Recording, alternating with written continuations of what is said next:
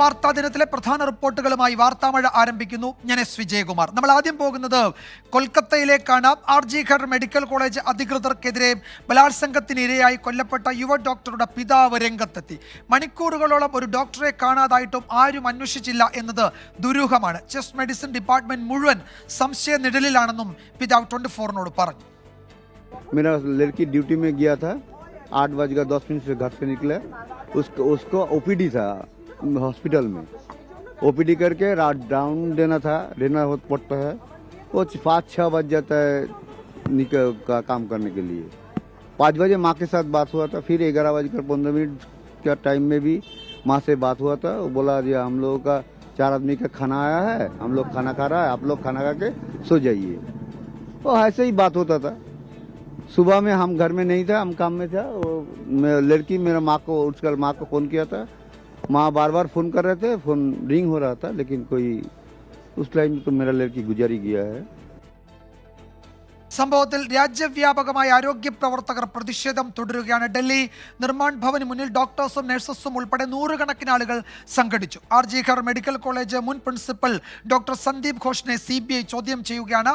ബൽറാം നെടുങ്ങാടിയും കൊൽക്കത്തയിൽ നിന്ന് വിവരങ്ങൾ നൽകുമൊപ്പം ഡൽഹിയിൽ നിന്ന് R അച്യുതനും ചേരും. ബൽറാം, ഈ നിർഭയ സംഭവത്തിന് ശേഷം രാജ്യവ്യാപകമായി ഒരു വലിയ പ്രതിഷേധം ഉണ്ടാകുന്നത് നമ്മൾ ഈ ദിവസങ്ങളിൽ കാണുകയാണ്. ഇന്നത് കുറെ കൂടി ശക്തമായി ആരോഗ്യ പ്രവർത്തകർ, ഡോക്ടേഴ്സ് മാത്രമല്ല പൊതുജനങ്ങളും ഈ വിഷയത്തിൽ പല പ്രധാനപ്പെട്ട നഗരങ്ങളിലും തെരുവിലിറങ്ങുന്നതാണ് നമ്മൾ ഈ ദിവസം കണ്ടത്. എന്താണ് കൊൽക്കത്തയിലെ വിവരങ്ങൾ? ഈ സന്ദീപ് ഘോഷിനെ ചോദ്യം ചെയ്യുന്നുണ്ടല്ലോ CBI. കൂടുതൽ നടപടിയിലേക്ക് കടക്കുമോ?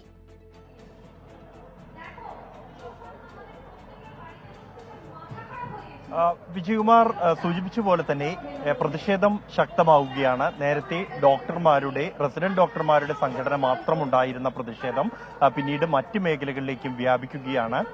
ഈ പ്രതിഷേധം അല്ലെങ്കിൽ ഈ സംഭവം ഉണ്ടായി ഇപ്പോൾ 7ാം ദിവസത്തിലേക്ക് കടക്കുന്നു. അത്തരം ഒരു സാഹചര്യത്തിലാണ് രാജ്യവ്യാപകമായി പൊതുജനങ്ങളുടേതടക്കമുള്ള പ്രതിഷേധം ഉണ്ടാകുന്നത്. വിജയകുമാർ സൂചിപ്പിച്ച പോലെ തന്നെ നിർഭയ സംഭവം ഡിസംബർ 16-നുണ്ടായി. ഡിസംബർ 22-നാണ് രാഷ്ട്രപതി ഭവൻ അടക്കം വളയുന്ന തരത്തിലേക്ക് പ്രതിഷേധം വ്യാപിച്ചതെങ്കിൽ സമാനമായ സാഹചര്യം ഉണ്ടാകുന്നു. അതിനിടെ ദുരൂഹമായ ഒരു മരണവുമായി ബന്ധപ്പെട്ട് അന്വേഷണം നടക്കുന്നു. CBIയിലേക്ക് ഒരാഴ്ചക്കകം തന്നെ അന്വേഷണം എത്തുന്നു. എന്നാൽ അതിനിടെ ഏറ്റവും ദുരൂഹമായിക്കൊണ്ട് ആശുപത്രിയിലേക്ക് ഇത്തരം ഒരു സംഭവം നിലനിൽക്കുകയും പ്രതിഷേധത്തെ തുടർന്ന് ശക്തമായ പോലീസ് സുരക്ഷ ഏർപ്പെടുത്തുകയും ചെയ്ത ആശുപത്രിയിലേക്ക് ഒരാൾക്കൂട്ടം എത്തി അക്രമം അഴിച്ചുവിട്ട് സാധന സാമഗ്രികൾ മുഴുവനായും നശിപ്പിക്കുന്ന സാഹചര്യം. ഇതിനെതിരെ കടുത്ത പ്രതിഷേധം തന്നെ ഉയർന്നു കഴിഞ്ഞു. ഇവിടെ നടന്ന സംഭവങ്ങളുടെ ദുരൂഹത ഒരിക്കൽ കൂടി ലോകത്തെ ബോധ്യപ്പെടുന്നതായി ഈ സംഭവം. CBI അന്വേഷണം ഊർജിതമായി തുടരുകയാണ്. നിലവിൽ 4 ഡോക്ടർമാരെ ഇന്ന് ചോദ്യം ചെയ്തു. അതിന് പുറമെയാണ് ഇന്ന് രാവിലെ മുൻ പ്രിൻസിപ്പൽ സന്ദീപ് ഘോഷിന് നോട്ടീസ് അയച്ചത്. അദ്ദേഹത്തെ വൈകിട്ടോടുകൂടി CBI ആസ്ഥാനത്ത് എത്തിച്ചു. ചോദ്യം ചെയ്യൽ ഇപ്പോൾ പുരോഗമിച്ചുകൊണ്ടിരിക്കുകയാണ്. ഈ അറസ്റ്റിലേക്ക് വരെ കാര്യങ്ങൾ നീങ്ങിയേക്കുമെന്ന സൂചന തന്നെ ലഭിക്കുന്നുണ്ട്. പ്രത്യേകിച്ച് ഈ പെൺകുട്ടിയുടെ ഡോക്ടറുടെ പിതാവ് സൂചിപ്പിച്ച ദുരൂഹതകൾ അത് എല്ലാവരിലും തന്നെ സംശയം ജനിപ്പിക്കുന്ന ഒന്നാണ്. ആശുപത്രിയിൽ പ്രത്യേകിച്ച് പുലർച്ചെ ഡോക്ടർമാരുടെ എണ്ണം വളരെ കുറവായിരിക്കുന്ന ഘട്ടത്തിലാണ് ഈ യുവ ഡോക്ടറെ കാണാതായത് അല്ലെങ്കിൽ ഈ ഡോക്ടർ മരണപ്പെട്ടത്. ഈ ഒരു ഘട്ടത്തിൽ ഈ ചെസ്റ്റ് മെഡിസിൻ വിഭാഗത്തിൽ ഒരു ഡോക്ടറെ 7 മണിക്കൂറോളം കാണാതായിട്ടും ആരും അന്വേഷിച്ചില്ല എന്നുള്ള ദുരൂഹം തന്നെയാണ്. കൂടാതെ ഇത് റിപ്പോർട്ട് ചെയ്യുന്ന ഘട്ടത്തിൽ ആദ്യഘട്ടത്തിൽ പ്രിൻസിപ്പൽ, വകുപ്പ് മേധാവി അടക്കമുള്ളവർ ഇത് ഒരു അസ്വാഭാവിക മരണത്തിനുള്ള കേസ് പോലീസ് രജിസ്റ്റർ ചെയ്യുന്നു. ഇത് ഒറ്റ നോട്ടത്തിൽ തന്നെ പ്രത്യേകിച്ച് വിദഗ്ധരായ ഡോക്ടർമാരുള്ള മെഡിക്കൽ കോളേജിലാണ് ഇത്തരത്തിൽ അർദ്ധവസ്ത്രയായ നിലയിൽ പരിക്കുകളോടെ ഗുരുതരമായി ശരീരമാസകലം പരിക്കുകളേറ്റ നിലയിൽ ഒരു മൃതദേഹം കണ്ടെത്തിയിട്ട് പോലും അത് അസ്വാഭാവിക മരണം മാത്രമാകുന്നു. കൊലപാതകം അടക്കമുള്ള വകുപ്പുകൾ ചുമത്താതെ FIR എടുക്കുന്ന സാഹചര്യം ഉണ്ടാകുന്നു. ഇതെല്ലാം തന്നെ ഏതൊരാളിലും സംശയം ജനിപ്പിക്കുന്നതാണ്. തുടർന്ന് ഒരു പ്രതിയെ 12 മണിക്കൂറിലകം അറസ്റ്റ് ചെയ്തെങ്കിലും 1-ൽ കൂടുതൽ ആളുകളുടെ പങ്ക് ഇതിൽ വ്യക്തമാണ്. കൂടാതെ മറ്റു വിവരങ്ങൾ, ഫോറൻസിക് വിവരങ്ങൾ ഉൾപ്പെടെ വെളിപ്പെടുത്താതെ അല്ലെങ്കിൽ വ്യത്യസ്തമായ അഭിപ്രായങ്ങൾ പല ഘട്ടങ്ങളിൽ പലരോടും കൊൽക്കത്ത ഹൈക്കോടതിയും ചോദിച്ച ചോദ്യമുണ്ട്. ഈ കുറ്റകൃത്യം നടന്ന ആ മേഖലയിൽ ഒരു വളരെ വേഗത്തിൽ റിനോവേഷൻ പ്രവർത്തനങ്ങൾ നടക്കുന്നു. പോലീസ് ആരെയൊക്കെയോ സംരക്ഷിക്കാൻ ശ്രമിക്കുന്നു എന്ന ആരോപണം ശക്തമാണ്. ഒരു കൂട്ടം ആളുകൾ ആശുപത്രി അടിച്ചു തകർക്കുന്നത് തെളിവ് നശിപ്പിക്കുന്നതിന് വേണ്ടിയാണ് എന്ന ആരോപണം ഉയരുന്നുണ്ട്. അപ്പോൾ അവിടെ ചില മന്ത്രിമാർ ഈ ഇരയായ യുവ ഡോക്ടർക്കെതിരെ അവരുടെ കുടുംബത്തിനൊക്കെ എതിരെ ചില ആരോപണങ്ങൾ ഉന്നയിച്ച് രംഗത്ത് വരുന്നത് നമ്മൾ കണ്ടു. അപ്പോൾ പ്രതികളെ രക്ഷിക്കാൻ സർക്കാർ തലത്തിൽ ശ്രമം നടക്കുന്നു എന്ന വിമർശനം, ആ വിമർശനം ശക്തമാകുന്ന പശ്ചാത്തലത്തിൽ ഇത്തരം കാഴ്ചകൾ, ഇത്തരം ചോദ്യങ്ങൾ അത് സർക്കാരിനെ തന്നെ പ്രതിക്കൂട്ടിൽ നിർത്തുന്നുണ്ടോ എന്ന് തോന്നുന്നു, അല്ലേ?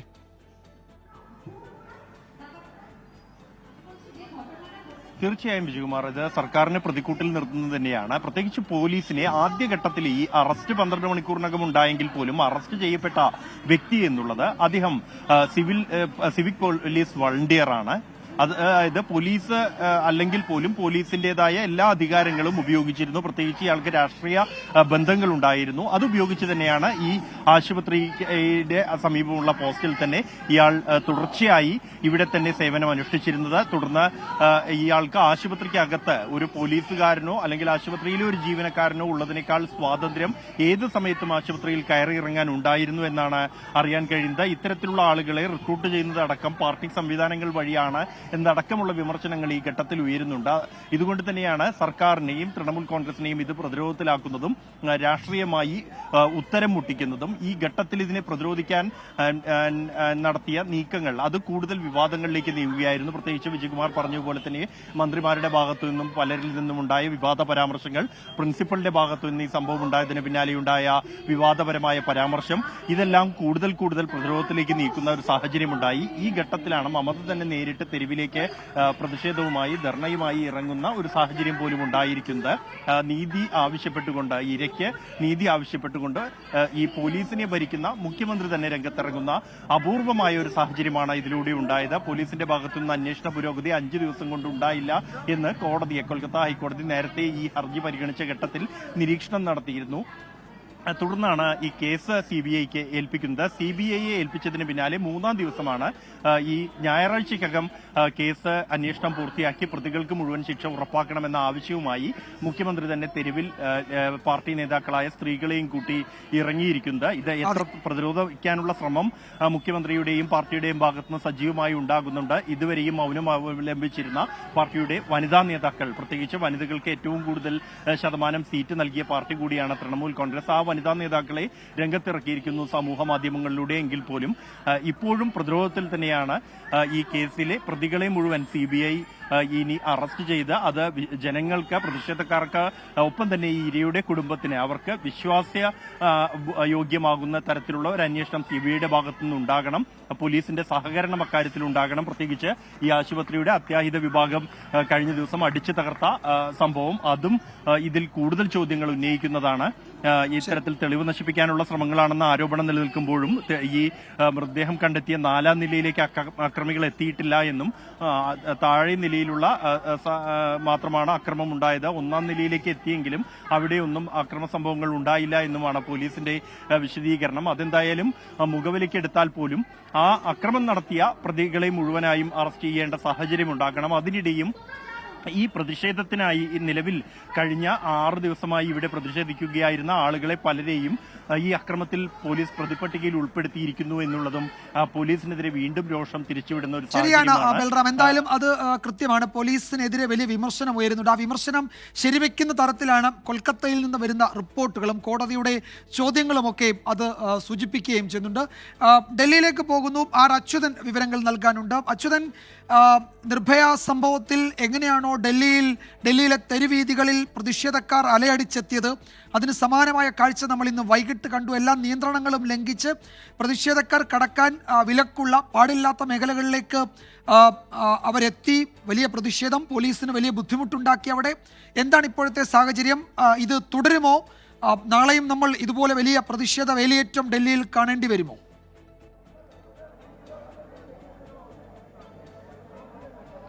വിജയകുമാർ, കൊൽക്കത്തയിൽ ഡോക്ടർ നേരിട്ട ക്രൂരകൃത്യം, അതിൽ രാജ്യമെങ്ങും ആ പ്രതിഷേധം അലയടിക്കുകയാണ്. ഇന്ന് രാവിലെ മുതൽ തന്നെ ഈ നിർമ്മാൺ ഭവനിൽ, കേന്ദ്ര വിദ്യാഭ്യാസ മന്ത്രാലയം സ്ഥിതി ചെയ്യുന്ന ഈ നിർമ്മാൺ ഭവനിൽ ഈ പ്രതിഷേധ മുദ്രാവാക്യങ്ങൾ ആരംഭിച്ചതാണ്. അതിപ്പോഴും ഇവിടെ തുടരുകയാണ്. അതായത് ഡോക്ടേഴ്സും നഴ്സുമാരും ആരോഗ്യ മേഖലയിലെ ഉദ്യോഗസ്ഥരും എല്ലാവരും പങ്കെടുത്തുകൊണ്ടുള്ള ഒരു പ്രതിഷേധ സമരമാണ് ഈ നിർമ്മാൺ ഭവന് മുന്നിൽ ഇപ്പോഴും തുടരുന്നത്. ശക്തമായ മഴ പെയ്തിരുന്നു.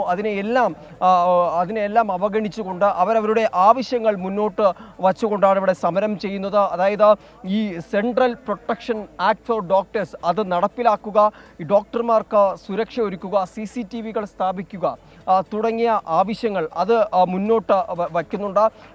ഇവരുടെ ഒരു സംഘം ഇതിനകത്ത് ഈ വിദ്യാഭ്യാസ മന്ത്രാലയത്തിലെ ഉദ്യോഗസ്ഥരെ കാണുവാനായി പോയിരുന്നു. അതിൽ ആ സംഘം ഇപ്പോൾ മടങ്ങി എത്തിയിരിക്കുകയാണ്. അതായത് അതിലറിയാം തീരുമാനം എന്താണെന്നുള്ളത്. കേന്ദ്രം ഏതെങ്കിലും തരത്തിലുള്ള അനുകൂല സമീപനം അത് ഈ ഡോക്ടർമാരുടെ ഈ ആവശ്യങ്ങളിൽ സ്വീകരിച്ചിട്ടുണ്ടോ എന്നുള്ളതാണ്. അത് സ്വീകരിച്ചിട്ടുണ്ടെങ്കിൽ ഈ സമരങ്ങൾക്ക് അല്ലെങ്കിൽ ഈ പ്രതിഷേധത്തിന് ഇന്നൊരു സമാപ്തി ഉണ്ടാകും. അല്ല എന്നുണ്ടെങ്കിൽ ഇനിയും ഡൽഹിയിലെ തെരുവുകളിൽ പ്രതിഷേധം ശക്തമാക്കാനാണ് ഇവർ തീരുമാനിച്ചിരിക്കുന്നത്. ഇന്ന് വൈകിട്ടോടുകൂടിയായിരുന്നു ഈ സമരം ചെയ്തിരുന്ന ഡോക്ടർമാരിലെ ഒരു സംഘം ഇന്ത്യ ഗേറ്റിന് മുൻപിലേക്ക് പോകുന്നത്. ഇതിനു മുൻപ് അത്തരത്തിൽ രാജ്യം ഒരു പ്രതിഷേധത്തിന് സാക്ഷ്യം വഹിച്ചത് അത് ഗുസ്തി താരങ്ങളുടെ സമരമായിരുന്നു. അന്നും ഇന്ത്യ ഗേറ്റിലേക്ക് പ്രതിഷേധവുമായി പോയിരുന്നു. പക്ഷേ അതിൽ നിന്നെല്ലാം വ്യത്യസ്തമായിക്കൊണ്ട് തന്നെ ഇന്ത്യ ഗേറ്റിൽ നിന്നും രാഷ്ട്രപതി ഭവനിലേക്ക് ആ കർത്തവ്യ പത്തിലൂടെ പ്രതിഷേധ മുദ്രാവാക്യങ്ങൾ മുഴക്കി ഇരയ്ക്ക് നീതി ലഭിക്കണം, വേറെ ഒന്നും അല്ല ആവശ്യം, ഇരയ്ക്ക് നീതി ലഭിക്കണം, ഇവർക്ക് അവകാശപ്പെട്ട സുരക്ഷ, ആ നിയമങ്ങൾ അതെല്ലാം പ്രാബല്യത്തിൽ കൊണ്ടുവരണം എന്നുള്ള ആവശ്യങ്ങൾ ഉന്നയിച്ചുകൊണ്ടായിരുന്നു പ്രതിഷേധം.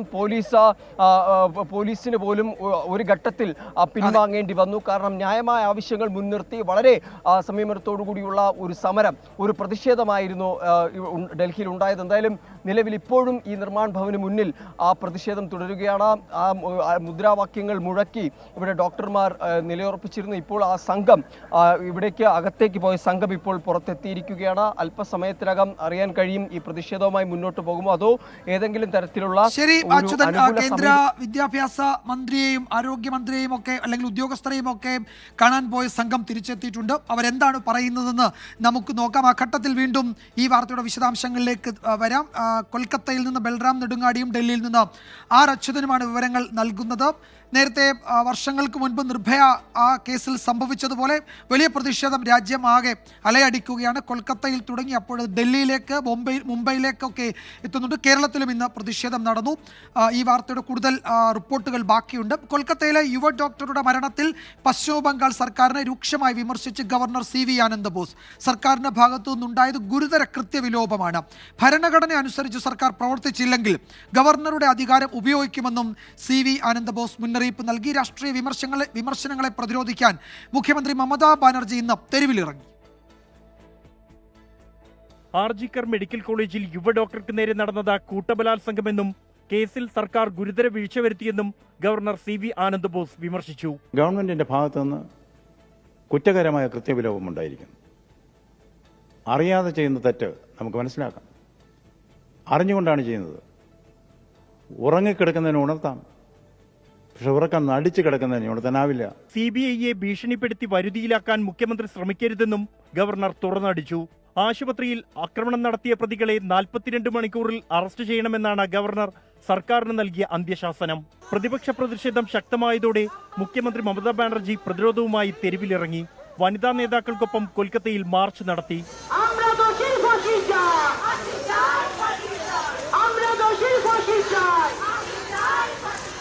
CBI ഞായറാഴ്ചക്കകം അന്വേഷണം പൂർത്തിയാക്കി പ്രതികൾക്ക് ശിക്ഷ ഉറപ്പാക്കണമെന്ന് ആവശ്യപ്പെട്ടായിരുന്നു തൃണമൂൽ കോൺഗ്രസിന്റെ മാർച്ച്. മമതാ ബാനർജി രാജിവെക്കണമെന്നാവശ്യപ്പെട്ട BJPയും ഇടതു പാർട്ടികളും സമരം ശക്തമാക്കി. രാഷ്ട്രീയ ആരോപണ പ്രത്യാരോപണങ്ങൾ മുറുകുമ്പോൾ വിഷയവും അനുദിനം സങ്കീർണമാവുകയാണ്.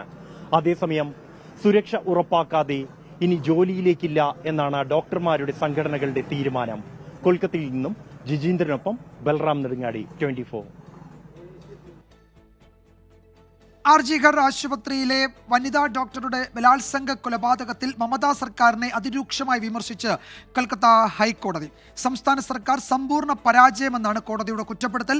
ആശുപത്രി അടപ്പിക്കുമെന്നും എല്ലാവരെയും മാറ്റുമെന്നും ചീഫ് ജസ്റ്റിസ് ശിവജ്ഞാനം അധ്യക്ഷനായ ബെഞ്ച് മുന്നറിയിപ്പ് നൽകി. സംസ്ഥാന സർക്കാർ പ്രഖ്യാപിച്ച ധനസഹായം ഡോക്ടറുടെ കുടുംബം നിഷേധിച്ചു. അതിനിടെ മെഡിക്കൽ കോളേജിലെ അത്യാഹിത വിഭാഗം അടിച്ചു തകർത്ത കേസിൽ 25 പേരെ അറസ്റ്റ് ചെയ്തെന്ന് പോലീസ് അറിയിച്ചു. ഇന്നത്തെ മറ്റു ചില പ്രധാന റിപ്പോർട്ടുകളിലേക്ക് കൂടി വാർത്താമഴ കടക്കുന്നു. കർണാടക ഷിരൂരിൽ മണ്ണിടിച്ചിലിൽ കാണാതായ അർജുന് വേണ്ടിയുള്ള തിരച്ചിലിൽ വീണ്ടും അനിശ്ചിതത്വം. ഗംഗാവലി പുഴയുടെ അടിത്തട്ട് കലങ്ങിയതിനാൽ നാളെ തിരച്ചിൽ ഉണ്ടാകില്ല. ഡൈവിംഗ് ബുദ്ധിമുട്ടാണെന്ന് മുങ്ങൽ വിദഗ്ധൻ ഈശ്വർ മാൽപേ പറഞ്ഞു. ഈ വെള്ളത്തിൽ തുടങ്ങുന്ന സമയത്ത് നമുക്കൊരു നിരാശയായി. എന്ന് പറഞ്ഞാൽ ഈ കീഴെ പോയിട്ട് നോക്കുന്ന സമയത്ത് ഒരുപാട് ഫിഷ് കിട്ടില്ല. വെള്ളമെല്ലാം റെഡായിട്ടുണ്ട്.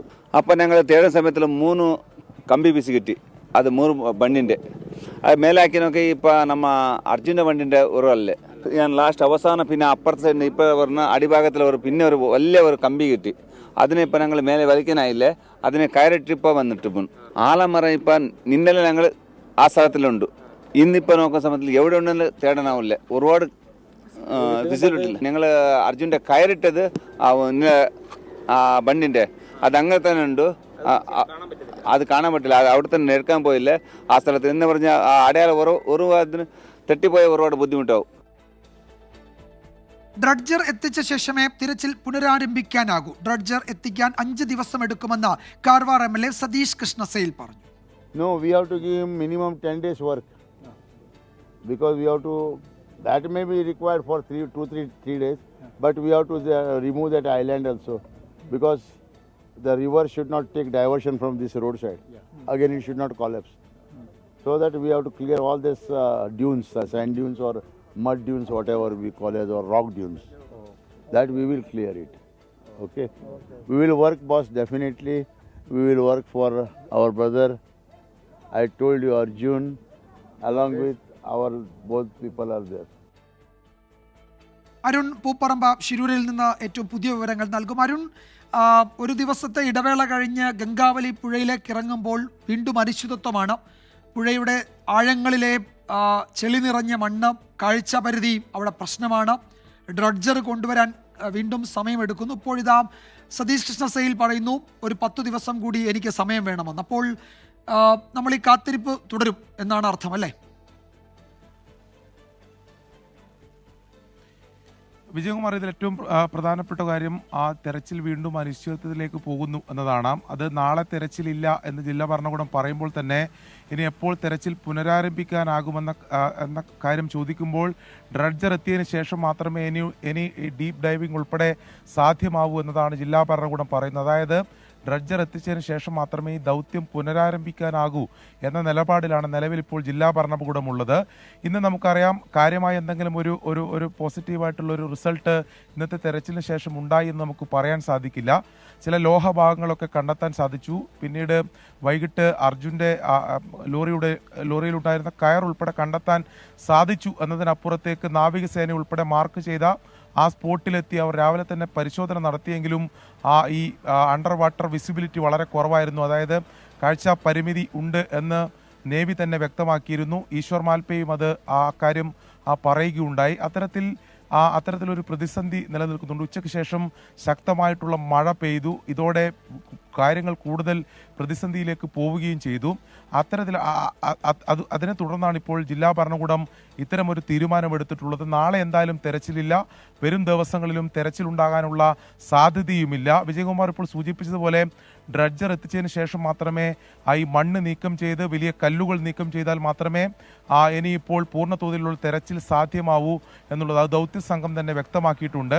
പക്ഷേ ഡ്രഡ്ജർ എത്തിക്കുന്നതിൽ ഇപ്പോഴും വൈകും എന്നതാണ് നമുക്ക് മനസ്സിലാക്കാൻ സാധിക്കുന്നത്. കമ്പനി അങ്ങനെയാണ് പറയുന്നത്. ഈ മാസം 22-ന് മാത്രമേ അവരുടെ ഈ നിലവിലുള്ള നടപടിക്രമങ്ങളെല്ലാം പൂർത്തീകരിച്ചുകൊണ്ട്, അതിൽ കാലാവസ്ഥാ പ്രശ്നമുണ്ട്, പുഴയിൽ പരിശോധന നടത്തേണ്ടതുണ്ട്, ഇതൊക്കെ പൂർത്തീകരിച്ചുകൊണ്ട് 22-ന് മാത്രമേ എത്തിക്കാൻ കഴിയൂ എന്ന് പറയുന്നു.